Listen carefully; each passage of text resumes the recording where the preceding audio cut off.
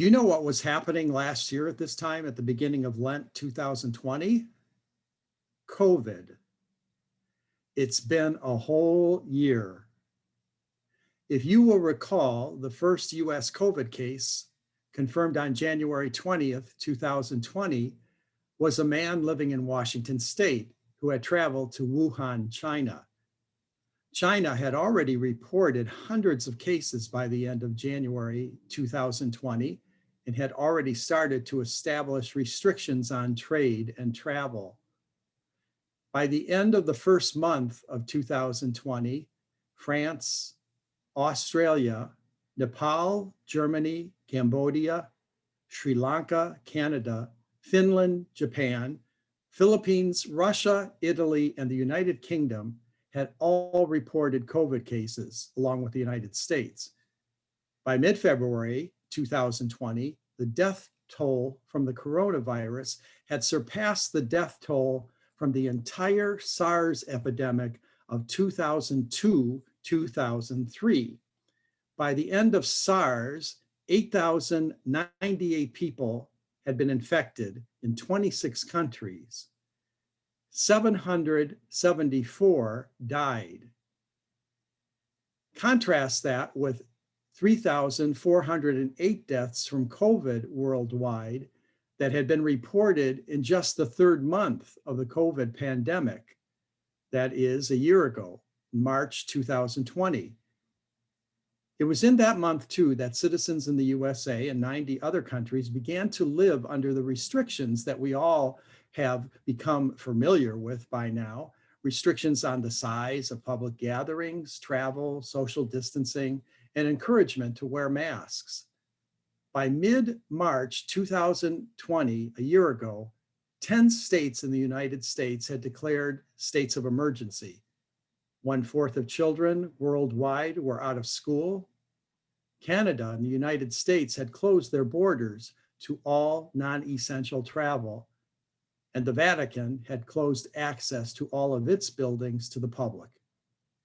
A year ago in March, the US, with 140,000 infections, became the leader in COVID cases.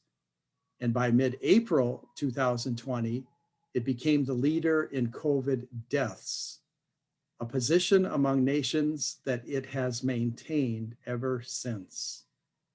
Tomorrow, March 1st, 2021, the total of deaths from COVID-19 worldwide will be at approximately 2,550,000 deaths among 214 countries. Over 510,000 of those deaths are in the United States. So, where are we at now?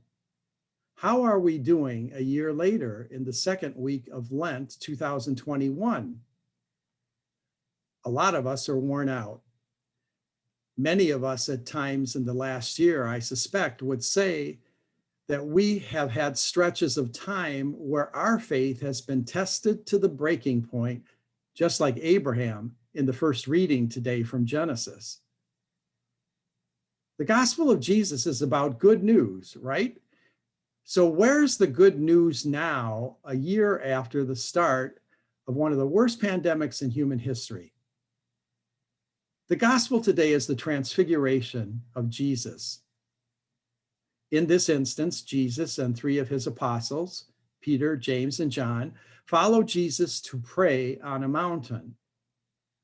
As Jesus is praying, he and everything around him begins to shine with bright rays of light. Then the Old Testament figures of Moses and Elijah appear on either side of Jesus, and he speaks with them. Peter then expresses joy and wonder at sharing this experience with Jesus. "Rabbi, how good it is for us to be here," he says.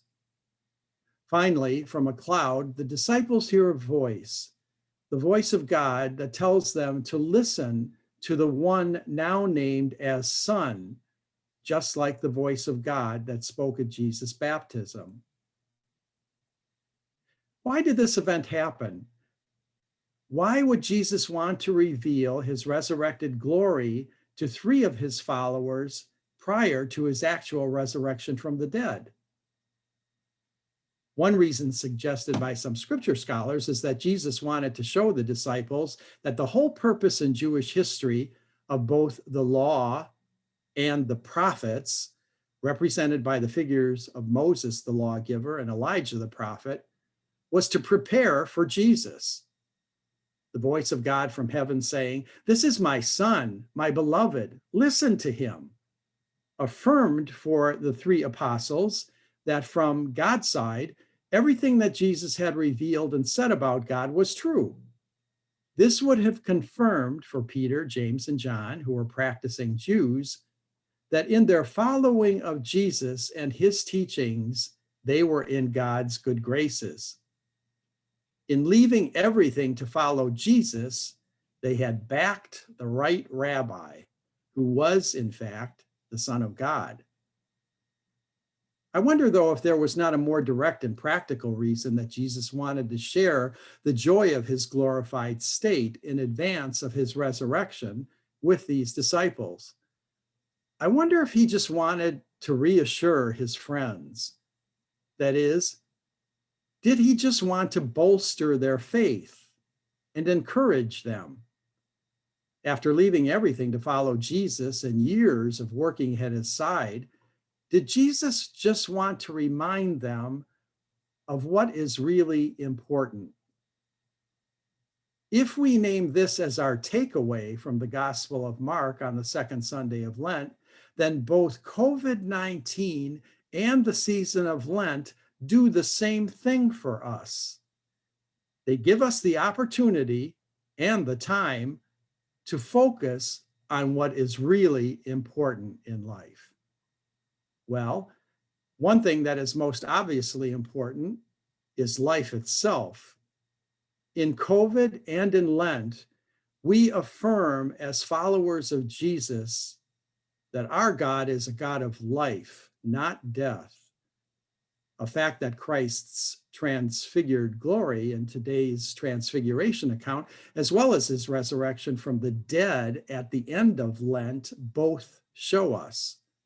We value life, and so we grieve the life and the lives that have been lost in the last year. That acknowledged, what also is important about life is that it go on. Noticing that we are at our second Lent in the time of pandemic might bring up the fact that we are tired, but it also shows us that we are moving on.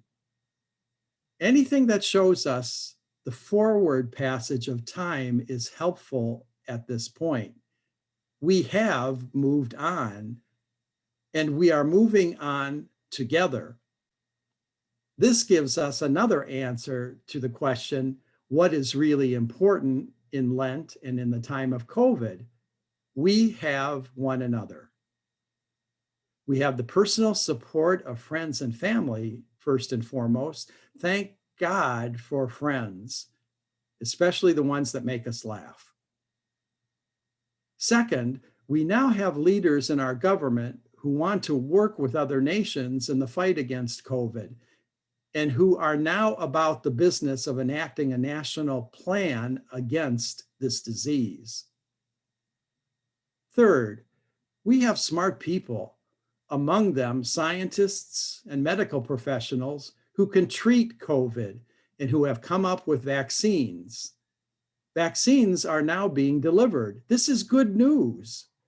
The number of people being vaccinated against COVID is increasing each day. Every day, too, we hear of COVID restrictions cautiously being lifted in the United States and around the world. A final thought about what is really important in life is keeping hope alive. As believers in Jesus Christ and his triumph over death and suffering, it is especially our task as Christians to keep hope alive in our world. What is really important in this task is remembering that we have Jesus. Maybe that is what Jesus wanted to say in his transfiguration. No matter what, you always have me. It is Lent 2001. The birds are chirping in my neighborhood. The snow is melting. The days are getting longer. Not too long from now, the crocuses will start to appear. Vaccines are being distributed. Restrictions gradually are being lifted. And in today's gospel, we have Christ, who just wants to reassure us.